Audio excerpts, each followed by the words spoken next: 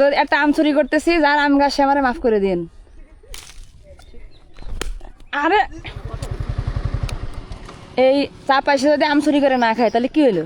আচ্ছা একটা আম চুরি করতে চাই, কেউ দাওয়াত দিবে না তো? আপনি নামেন, একটা আম চুরি করবো। হ্যাঁ, কেউ আছে? কেউ নেই, নামেন নামেন, আম চুরি করবো। এখন যদি চাপা এসে একটা আম চুরি করে না খায় তাহলে চাপা আসার তো সাকসেস হবে না।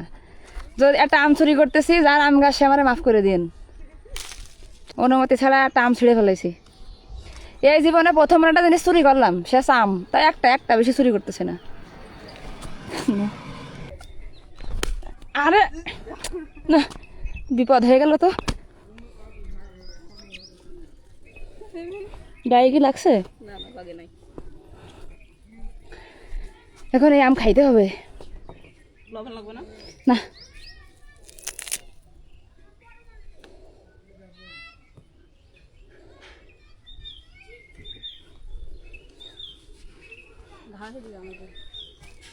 শুধু আমটা চুরি করলাম, খাইতে পারিনি, এত টক।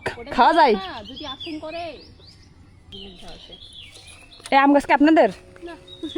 কাজে যে আম গাছ, এই বাড়ি একটু বলে দিন তো, আম চুরি করিলাম, তা টকে জ্বালা খাইতে পারিনি, যে ফেলাই দিছি। হ্যাঁ, বিশ্বাস করেন এত টক, এরকম টক আমি জীবনে দেখিনি। তা খাইতে পারিনি, দেখেন ফেলাই দিছি।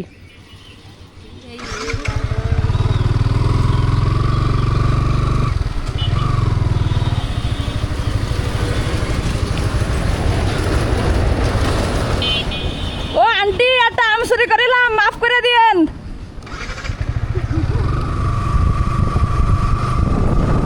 এত টক আম,